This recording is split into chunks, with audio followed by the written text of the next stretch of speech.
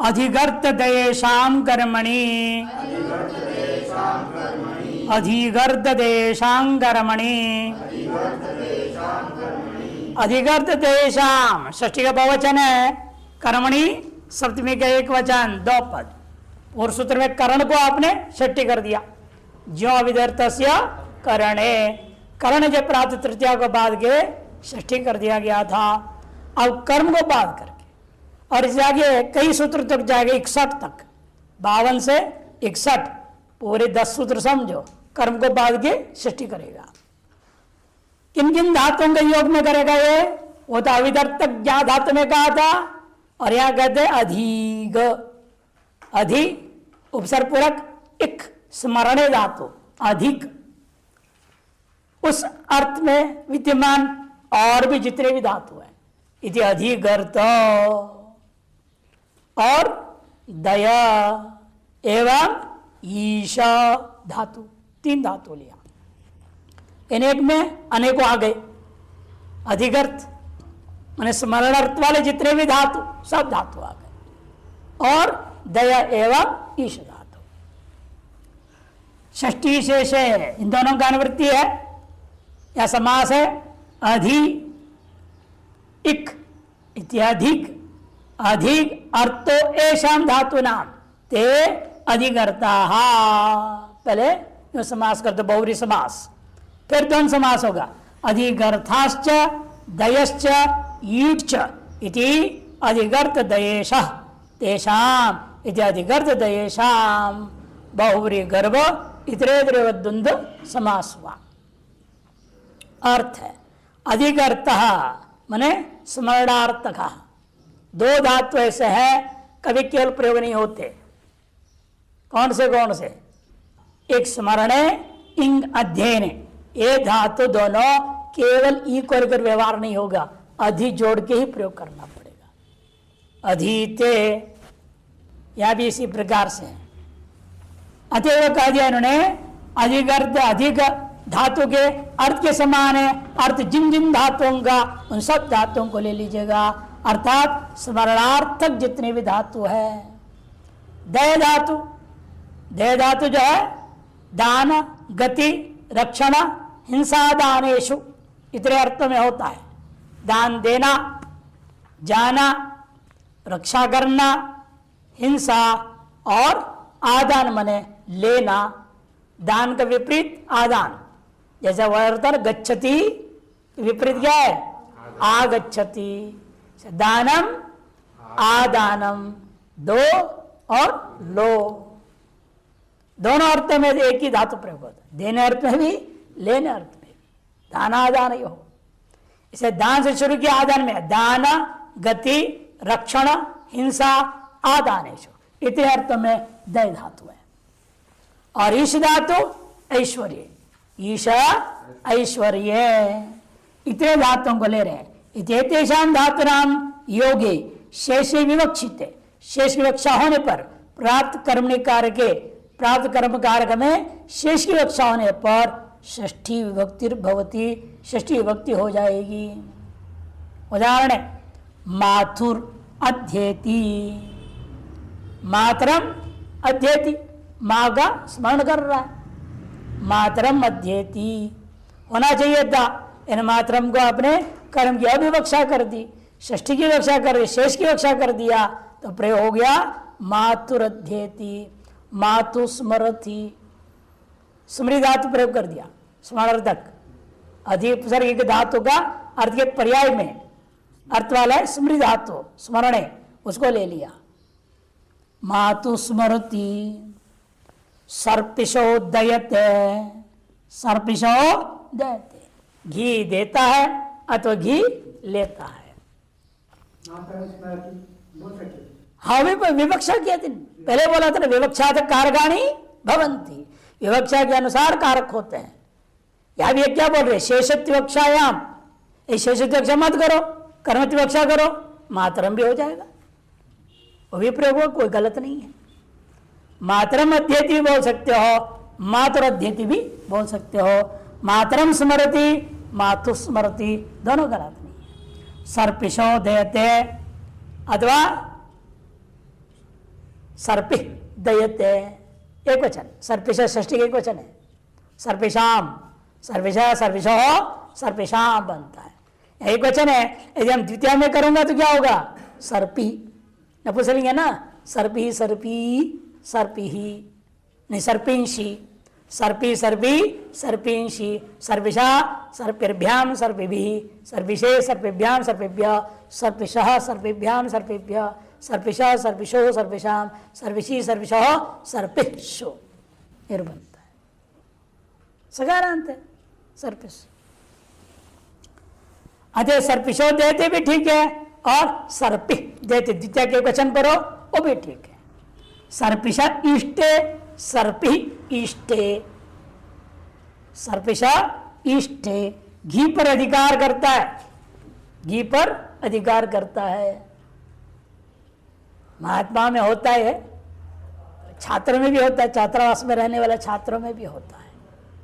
और घर जाते हैं माता पिता बढ़िया घी दे देते हैं, ले आता है, और दूसरा भी दे, ले लो मेरा है, मेरे घी है, तू कैसे ले लिया। और कभी तो चलो तू भी खा ले, तो चम्मच देता भी है, लेता भी है, मना भी करता है, ये लोग व्यवहार है। इसे सर्पिशो इष्ट है, अपना अधिकार कर रहा है, घी पर अधिकार करता है। इस धातु किस अर्थ में, ऐश्वर्य माने अधिकार अर्थ में है, अतएव यहां पर अर्थ लिया है सर्पिशिष्ट है। क्रिया प्रतियत्ने, क्रिया प्रतियत्ने, क्रिया षष्ठी के एक वचन, प्रतियत्ने सप्तमी के एक वचन। प्रतियत्न का अर्थ सीधे सीधे कहो अर्थ गुणाधान करना, एक के गुण को दूसरे में आधान करना। जैसे जल है, पानी है, उसे गुलाब डाल दो तो क्या हो जाएगा, पानी में भी गुलाब का सुगंध आ जाएगा। आपने गुलाब के गंध को, सुगंध को आधान कर दिया जल में। जो लकड़ी डाल दोगे वो जल में वही लकड़ी का स्वाद आ जाएगा, गुण आ जाएगा।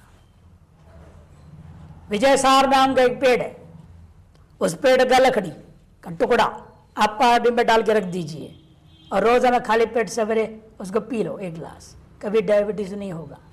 होने के बाद यदि पिएगा शुरू करेगा तो डायबिटीज नियंत्रण में रहेगा। वही दृष्टांत है, एधोद कसकुरुते, एजस्मन लकड़ी, लकड़ी से उदक माने जल, जल को गुणाधान कर रहा है, संस्कारित कर रहा है। बहुत जगह है और दुकानों में लकड़ी बिक रहा है, विजयसार लकड़ी नाम से दुकान वाले बेचते हैं, आयुर्वेद वाले। ऐसे पेड़ तो जितने हमारे यहाँ ऋषिकेश में भी जंगल में कई जगह है, कई पेड़ है। हिमाचल में होता ही ऊपर, नीचे नीचे नहीं होगा। यहाँ से नीचे जाओ, हरिद्वार से नीचे चले जाएंगे, वहाँ के वातावरण में वो पेड़ होता नहीं, इसी वातावरण में होता है। या वो ज्यादा ऊपर जाओ बर्फीला, वहाँ भी नहीं होता। कई पेड़ होते हैं, जैसे बेल का पेड़ है, जैसे ऊपर होते जाओ नहीं मिलेगा एक भी पेड़, है? हाँ नहीं मिलते। हर क्षेत्र का मौसम के हिसाब से चीजें उगते हैं, यह मिलता है। देखो अर्थ कर रहे हैं, कर्मणि अनुवृत्ति बता रहे पहले, कर्मणि षष्ठी और शेष है, इनका अनुवृत्ति, यह अनु होना चाहिए, अर्थ लिख दिया है, दो बार अर्थ अर्थ आ गया। अनु हमेशा है, अनुवृत्ति होता है ना, ठीक कर दिया है, हाँ ठीक है। यहाँ दोनों जो अर्थ अर्थ है, अनुवृत्ति है कर्मणि षष्ठी और शेष का अर्थ करने। क्री धातु कर्मणि कारके शेषत्व विवक्षित है, प्रतियत्ने कम्यमाने षष्ठी विभक्तिर्भवति। क्री धातु का योग में कर्म की विवक्षा न करते हुए कर्म कारक में शेषत्व विवक्षा आपने कर दिया। अर्थ क्या होना चाहिए लेकिन वाक्य से, प्रतियत्न, प्रतियत्न माने गुणाधान अर्थ गम्यमान हो तो ये सूत्र क्या करेगा, षष्ठी कर देगा। जैसे एधोदकस्य उपस्कुरुते, एधोदकस्य उपस्कृति, एधसा एधस सकारांत है, लकड़ी का वाचक है। लकड़ी से क्या कर रहा है, उस जल को संस्कारित कर रहा है, गुणाधान कर रहा है। चंदन लकड़ी रख दो तो बर्फ पानी में चंदन का सुगंध भी आएगा और चंदन का ठंडक जो गुण है वो भी आ जाता है। गर्मी में लोग करते, गर्म प्रदेश में चंदन को रख देंगे रात्रि में, सवेरे पी लेंगे, दिन भर गर्मी नहीं लगेगा आपको, ठंडा रखेगा शरीर को। ये ज्यादा पिएंगे नहीं, अग्नि खत्म हो जाएगी, भूख लगेगा ही नहीं। अत्यंत सावधान है। प्रयोग हम लोग सुनाते हैं, लोग करने अलग कर लेते, गड़बड़ कर, मैं ये भी सुना देता हूँ साथ में, संभल के प्रयोग करना। ज्यादा पी लोगे, ठंडा रख के मजा आ रहा है करके, फिर ठंडी में रोटी भी नहीं खा पाओगे। हर चीज का अपने शरीर के हिसाब से खाना पीना पड़ता है। जो जानकारी प्राप्त होता है तो इन्हीं के मन माने करने लगो। यथोदकस्य उपस्कुरुते, यथोदक शब्द से क्या हो गया? षष्ठी हो गया। प्राप्त क्या था? कर्म। कर्म में शेष विवक्षा करने के कारण से षष्ठी हो गई। और जब कर्म की विवक्षा करोगे द्वितीय भी हो जाएगी। एधोदकम उपस्कुरुते, ये भी प्रयोग हो जाएगा। उपसर्ग कुरुते के साथ जो जोड़ा है, उपसर्ग के साथ जोड़ा है ना, क्यों जोड़ा है? एक काम बोध कराने के लिए, प्रतियत्न अर्थ बताने के लिए, प्रतियत्न अर्थ बता, गुणाधान अर्थ बताने के लिए। ये सूत्र अलग है, सुट्टागम करता है। संपरिभ्यम करोतो भूषण, सम और परि परक में क्री धातु योग में भूषण तो सुट्टागम होता है, उसके बाद ही सूत्र है। उपात कही है, प्रत्यत्न भी आया उसमें, इतने अर्थों में सुट करो। उपात प्रत्यत्न व्याकृत वाक्याध्याहार, अब लंबा बोला ना, उपात प्रत्यत्न व्याकृत वाक्याध्यारेषु, ये सूत्र है। उसे प्रत्यत्न अर्थ में ही सुटागम हुआ। जैसे उपस देखते समझ में आ जाता है, ये यहाँ अर्थ क्या है? उपस्कृत का प्रत्यत्न, गुणाधान करना, ये अर्थ मालूम हो गया।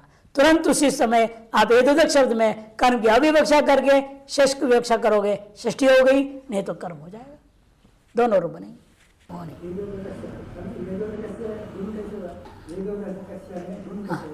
गुण नहीं हुआ है, उधर के ऊ का लोप, प्रशोदरादि चा, हाँ उकार का लोप हो गया, एदस के सकार का रू हो गया, ए दो धका बन गया।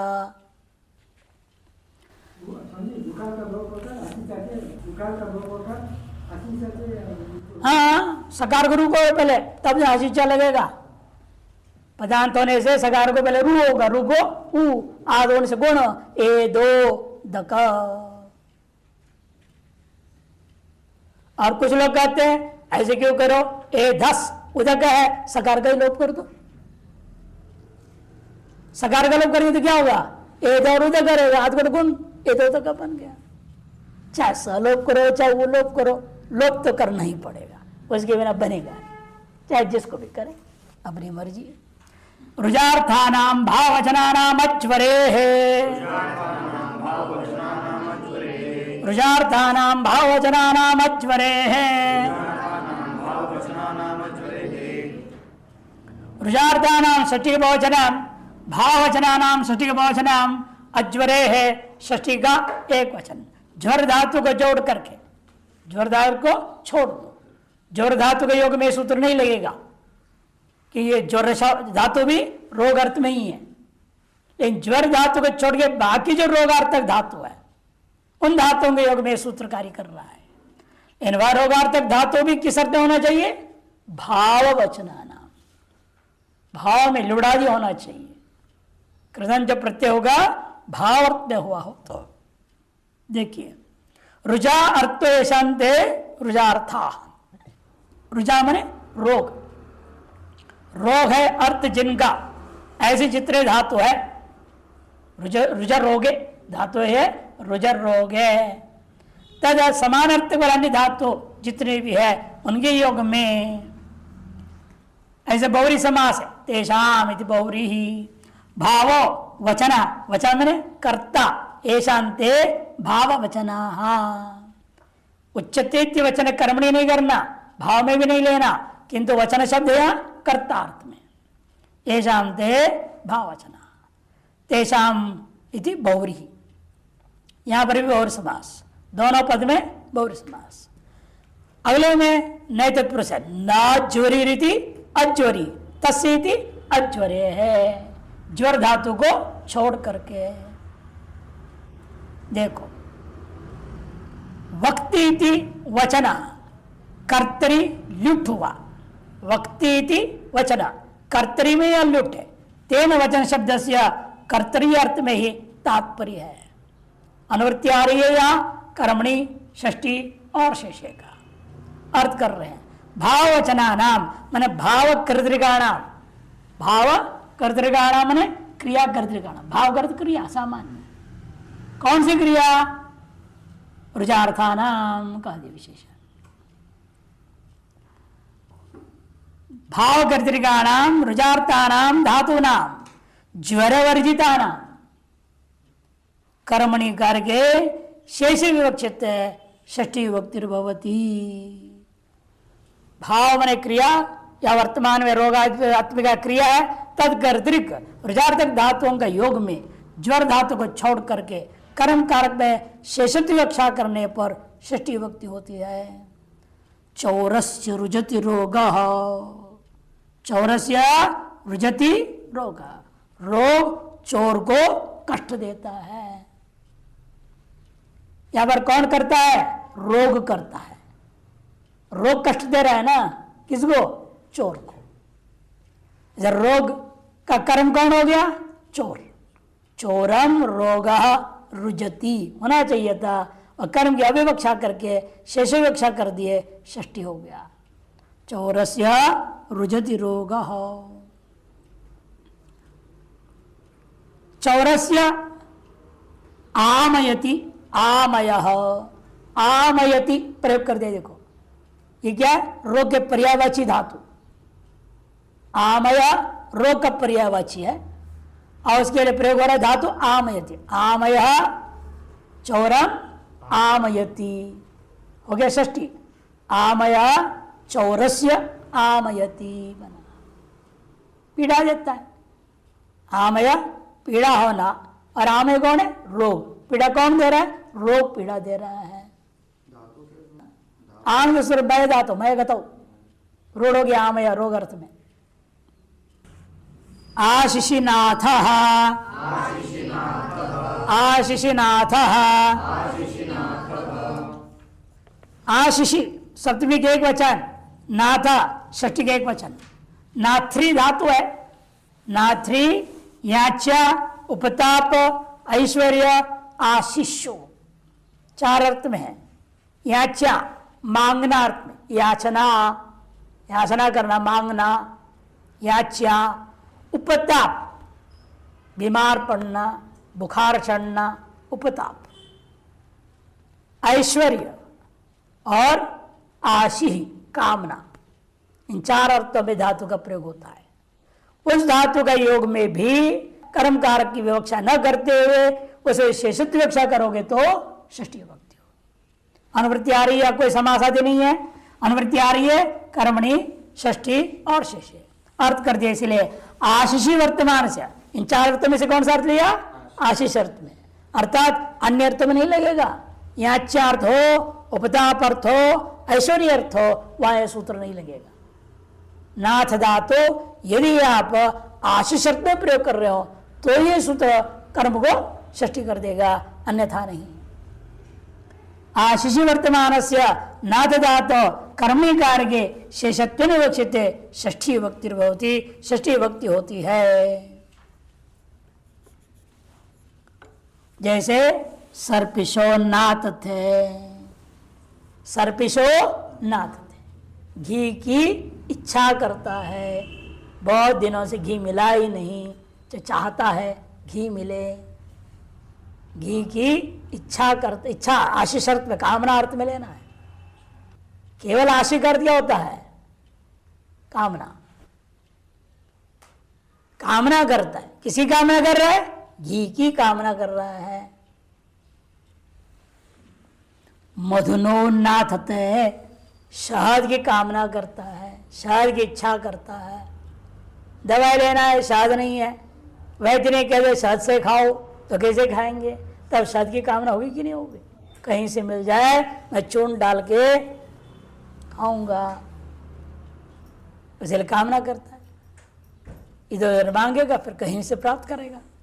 मधुनो नातते प्रयोग हुआ। जासी निप्राण नाटक रात पिशाम हिंसायाम, जासी निप्रहण नाटक रात पिशाम हिंसायाम।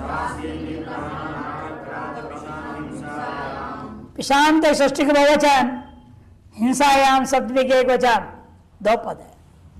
जासिश्च निप्राणंच, नी और प्र से पूरक हन धातु, हिंसा का त्यो हो। और नाटश्च क्रातश्च पिट्च इति जासी निप्राण नाटक हृदय पिशा तेषाम, ऐसे इतरे दिन समास हुआ। अनुवृत्ति आ रही है कर्मणी का, षष्ठी का और शेष का।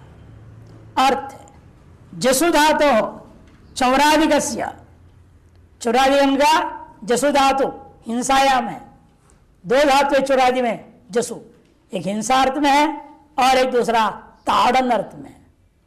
ताड़न एक का मित संज्ञा होता है, एक मित संज्ञा नहीं होता है। मित संज्ञा से मिताम ह्रस्व हो जाएगा, जसयति, एक में जासयति दोनों बनता है। इसे दो बार पाठ किया, एक मित के गण में, गण के अंतर्गत लिया गया एक जसु, उसका अर्थ है वहां पर हिंसा, उसको ले रहे हैं यहां। और जो दूसरा है ताड़न अर्थ वाला, उसको नहीं ले रहे हैं। और दिवालीगण में भी एक जसु धातु है, और मोक्षणे, मुक्त करना, मुक्त होना, इस अर्थ में, वो भी यहां नहीं लेना। इसलिए ने कहा जसु धातु चौराधिकस्य और नी पूर्वकस्य प्रापूर्वकस्य हन धातु, नी और प्रा उपसर्ग पूरक हन धातु, ये अलग अलग क्यों बोला? नी पूर्वकस्य प्रापूर्वकस्य, इसलिए कह रहे हैं एक एक भी हो तो भी, मिला हुआ तो भी, उल्टा हो तो भी। नी हन, प्र हन, निप्रह हन, प्रनि हन, चार हो गया। केवल नी भी प्रयोग कर सकते हो हन धातु, केवल प्र हन धातु, जैसे बोला इन्होंने नी प्र, क्रम से रखो, नी प्र हन धातु और उल्टा करके बोलो प्र नी हन धातु। इन चारों में ये सूत्र लगेगा। इसके लिए ध्यान पर इस तरह से कह दिया नी पुरुषस्य प्रपूर्वस्य हन धातु। और नाट धातु, नाट धातु है, नाट धातु अवसंदन अर्थ में और हिंसा अर्थ में भी है। अवसंदने हिंसायांच। और क्रांति धातु ये भी चौरादि का है, नाट भी चौरादि का ही था। हन धातु तो अदादिगण का है, हन धातु क्या है? अदादिगण का है। और नाट धातु चौरादि और क्राथ भी चौरादि, हिंसा अर्थ में है। पिश धातु संचूर्णने अर्थ में, पीसना, पिश धातु क्या है? संचूर्णने, पीसना अर्थ में, रुदादि, रुदादि का है। पिनष्टि बनता है, पिनष्टि, पिंष्ठा, पिंशंति, पिनक्षि, पिंष्ठा, पिंष्ठा, पिनश्मि, पिंश्वः, पिंश्मः, लट लकार का रूप है। ऐसा विस्तृत धातु इत्येतेषांच हिंसा क्रियाणाम कर्मणि।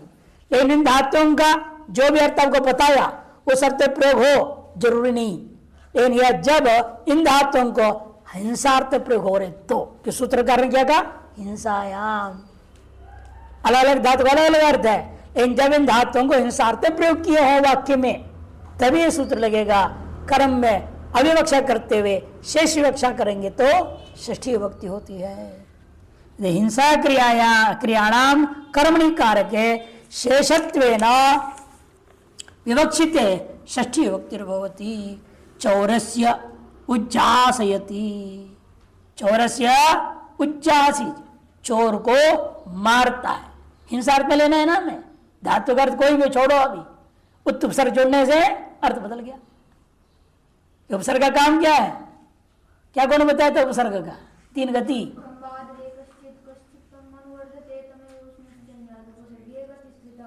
हाँ, उपसर्ग गति स्त्रिता है,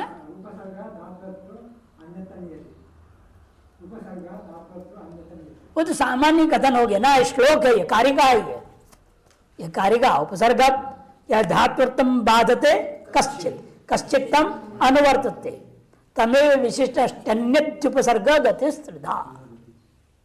ये है, ये बाध्य है। यहाँ पर आपने हिंसार्थ में ले लिया, जब धातु पाठ में जो अर्थ बताया वो अर्थ को उस उपसर्ग में क्या कर दिया, खत्म कर दिया। दूसरा अर्थ बताया, क्या अर्थ बताया, हिंसार्थ बताया, तब ये सूत्र लगा। चोरस्य उज्जासयति, चोर को मारता है, पीटता है, ऐसा अर्थ है।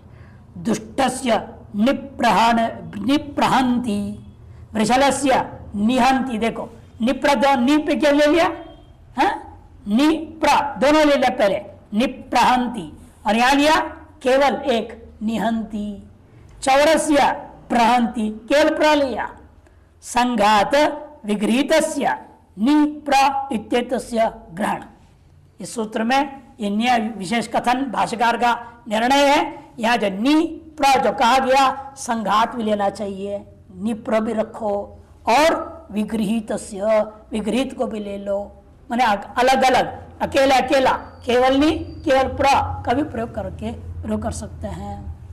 चौरस्य उन्नाटयति, नाट धातु, चौरस्य उन्नाटयति, इसका भी अर्थ वही लेना है सबका, चोर को मारता है, पीटता है, यही अर्थ होगा सबका। चौरस्य क्राथयति, चौरस्य पिनष्ठी, ये सब प्रयोग हुआ। मिताम रस से रस प्राप्त था, पर वहां निपातन से वृद्धि हो जाती है। देखो सूत्र दिया उधर, गण सूत्र, घटादयो मितः, नीचे हिंदी में ना, घटादयो मितः, घटादि गण बनाया, उस गण का क्या कर दिया, मित संज्ञा। मित संज्ञा करके क्या लाभ हुआ, मिताम रस्व से रस हो जाता है। जैसे गणयति, गाणयति नहीं बनेगा, रस हो जाता है वो, गमयति रस हो जाएगा। तो जिन जिन को मित संज्ञा कर दिया गया है वहां घटाधिगण में लेकर रस होता है, उसको भी बात करके निपातन से आवृद्धि किया गया इन जगहों में।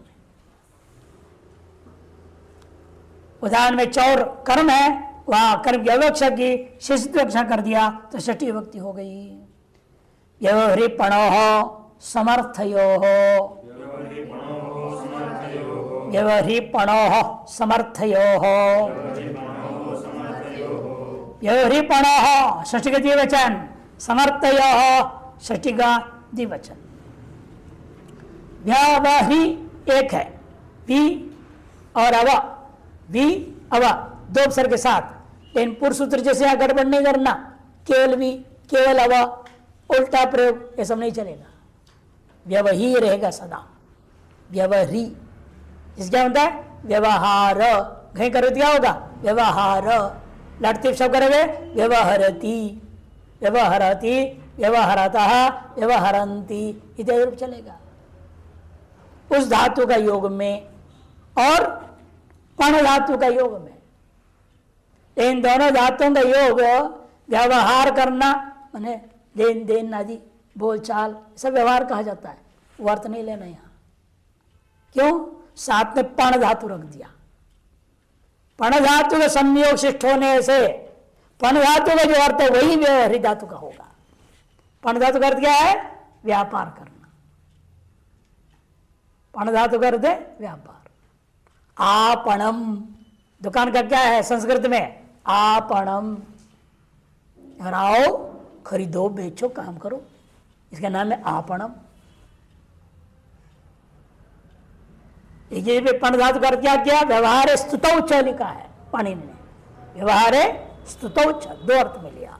नाम यह व्यवहार रूपी लेन देन, पैसा का व्यवहार, खरीदना बेचना, ये जो है उसके लिए लिया गया है। उसी अर्थ में व्यवहार से री धातु, री धातु का अपना अर्थ क्या है, हरणे, हरण करना, चोरी करना, प्राण का भी हरण हो जाता है, नहीं हरणम तो अर्थ कुछ भी हो सकता है, लेकिन यहां नहीं कि व्यापार अर्थ में लेना पड़ेगा, ये कहेंगे।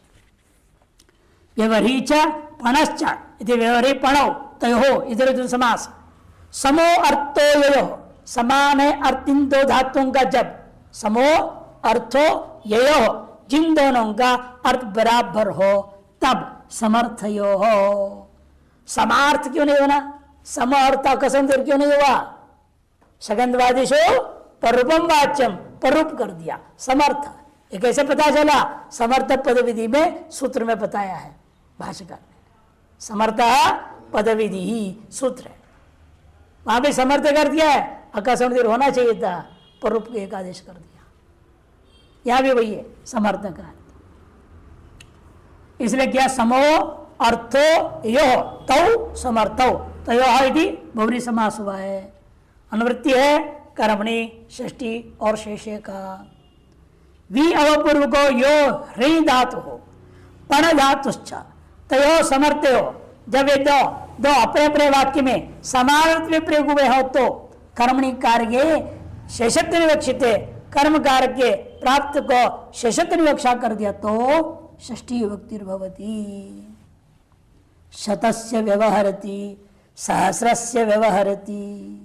100 रुपये का व्यवहार करता है, 1000 रुपयों का व्यवहार करता है। आजकल ऑनलाइन जमाना है, उसमें आते प्रलोभन देते हैं आपको।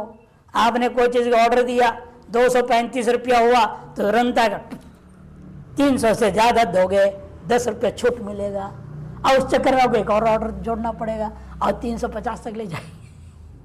इतने चालाक ये व्यापार है। प्रलोभन देकर के आदमी को चीज बेचना शुरू कर दिया, विज्ञापन के अंदर ठग करके बेचते हैं। व्यापार करने की तौर तरीके अलग अलग है। यहां पर क्या कर रहा है वो?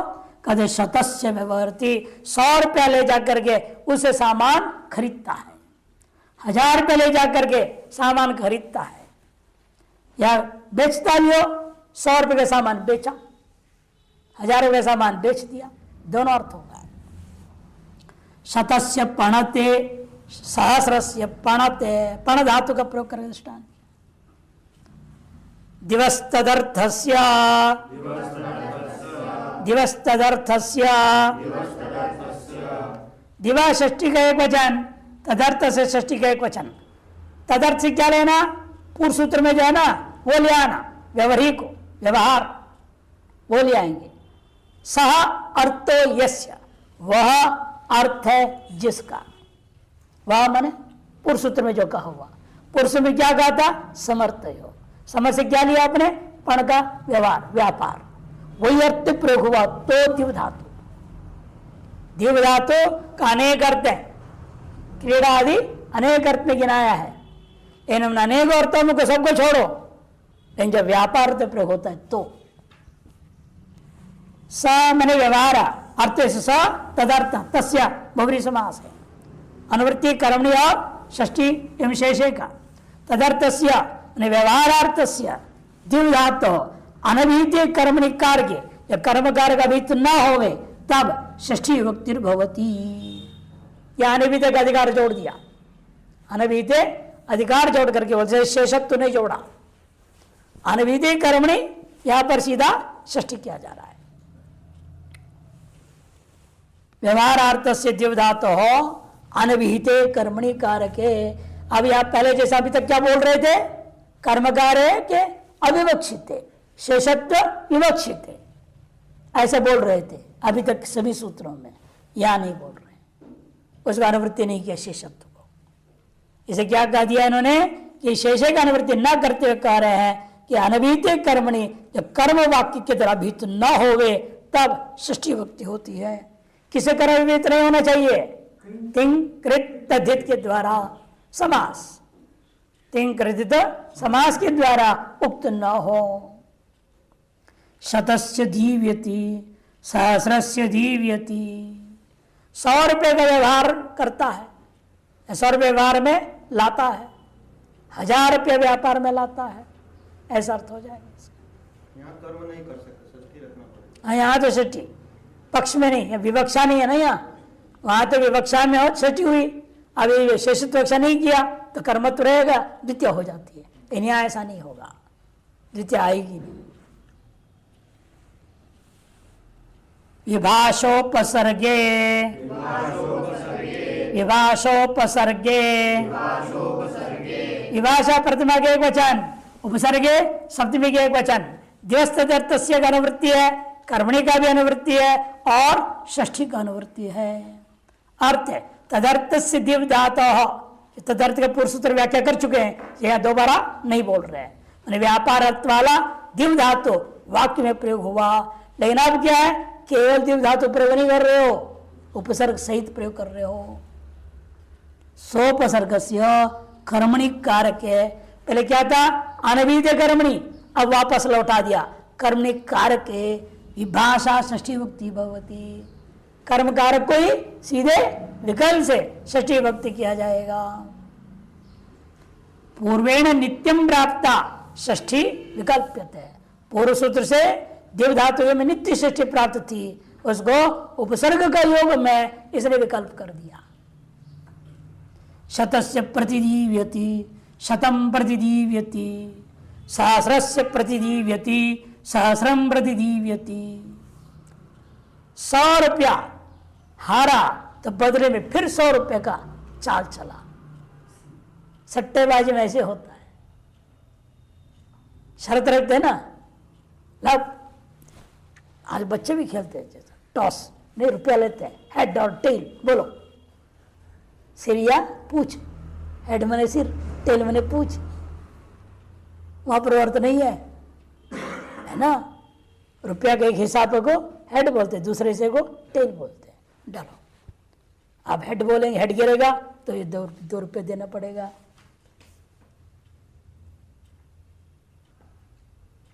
अब 2 रुपये हार गया तो सोचेगा कैसे होगा काम, हमें 4 रुपये जीतना पड़ेगा।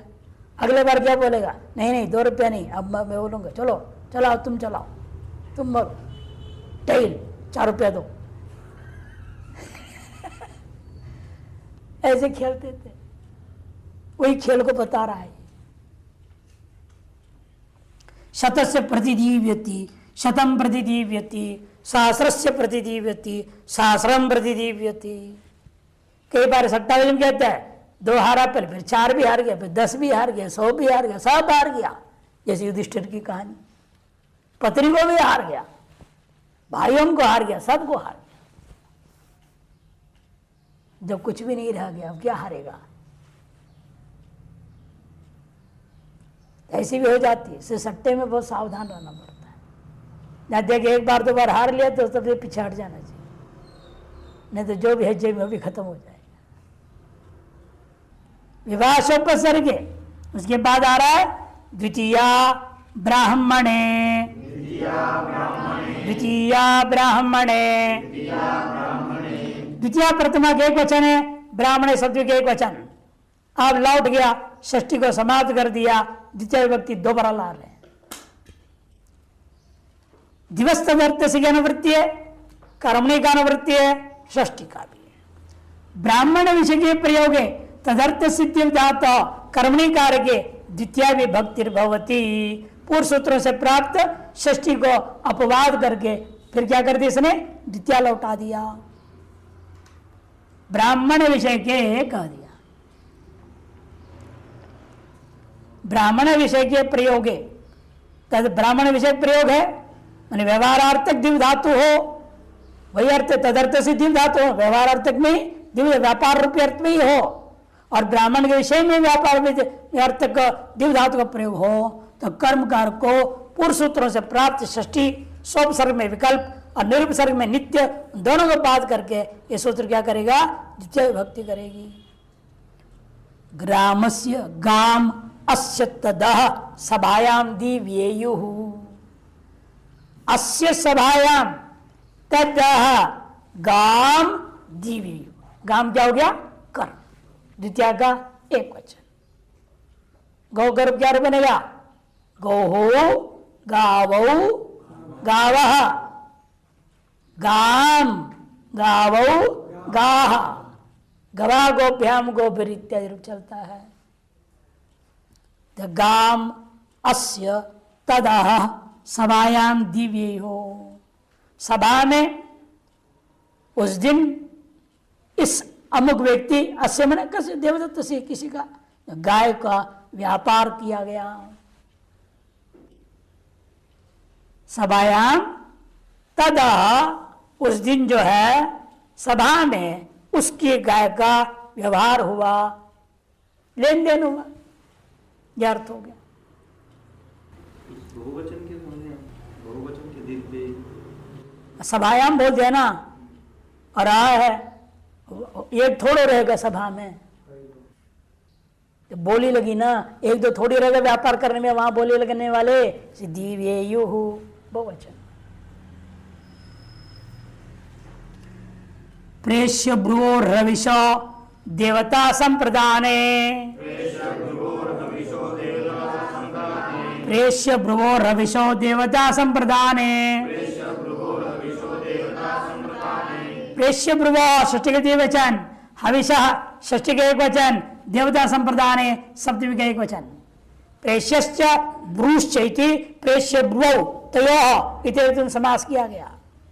देवता संप्रदानम यस्य अर्थस्य स देवता संप्रदानः तस्मिन् इति बहुव्रीहि समास। देवता है सम्यक प्रदान करने का उद्देश्यभूत विषय, जिस वस्तु के प्रति उस वस्तु को कहेंगे देवता संप्रदानः। कौन है वो? हविष। देवता को उद्देश्य को देंगे ना, ये हविष किसके लिए? गणेश जी के लिए, तो ओम गणेशाय स्वाहा। अग्नि के लिए तो ओम अग्ने स्वाहा। वो जो हविष दिया जा रहा है उसके लिए हविष। अनुवृत्ति आ रही है कर्मणि और षष्ठी का। देवता संप्रदान अर्थे वर्तमान प्रेष्य ब्रुवो कर्मणो हविषो वाचकात् शब्दात् षष्ठी वक्तिर्भवति। देवता संप्रदान रूपी अर्थ में विद्यमान कौन धातु है? प्रेष्य धातु अथवा ब्रू धातु। ब्रू व्यक्तावाची, प्रोपसर्ग ईश्वर धातु। इन दोनों धातुओं के योग में जो कर्मभूता वस्तु है, कर्म से कौन होना चाहिए? हविषः। उससे वाचकात शब्द से षष्ठी विभक्ति हो जाएगी। जैसे अग्नये छागस्य हविषो वपायाम मेधसः प्रेष्य। कर्मकांड में प्रेषण कर्म हो रहा है, मैंने आदेश दिया। प्रेष मैंने आदेश दिया, उसको बोल रहे हैं हे अग्नि देवता के लिए हविष है उसको लो। क्या हविष है? छागस्य हविषो वपायाः। छाग मैंने बकरा, बकरे का जो वपा रूपी हविष और मेधा, मेधस रूपी हविष। मेध मैंने अंदर जो चर्बी, चर्बी में दो स्तर होता है, मोटा चर्बी होता है, पतला सा होता है, लेयर होता है चमड़े का नीचे चर्बी, उसको मेधा कहते हैं। बकरे के दो वस्तु रूपी हविष को लेकर के अग्नि देवता को संबोधन करता हुआ प्रेष्य कर्म करो, मैंने उसका आह्वान आदि क्रिया पाठ करो, ऐसे निर्देश दे रहा है। प्रेष्य का प्रयोग हुआ है वाक्य में, और हविष्यवाचक शब्द है छाग, हविष और वपा। इन सबसे क्या हो गई इसलिए? और मेधस, इन चारों से षष्ठी विभक्ति हो गई। अग्नि छागस हविषो वपाया मेधसो अनुब्रूहि। याज्ञा और अनुवाक्या नाम के दो विशेष मंत्र होते हैं यज्ञ में, उसका पाठ किया जाता है। तब आदेश देता है, ध्वर्य बोलता है होता को, अनुब्रूहि आप पाठ कीजिए। क्या पाठ करूं? उसके लिए कह दिया उसने अग्नये, अग्नि देवता संबंधी मंत्रों का पाठ करो। किसके लिए? छागस्य हविषो वपाया इति। एतत् संबंधी जो मंत्र है अग्नि देवता का, उसका पाठ करो। यानी पूर्वी वाक्य में प्रयोग हुआ है, अतएव इसके योग में इन सब में प्राप्त कर्म द्वितीय को बात करके षष्ठी विभक्ति हो गई। मेधस वपा एक ही चीज है, एक स्थूल चर्बी, एक सूक्ष्म चर्बी।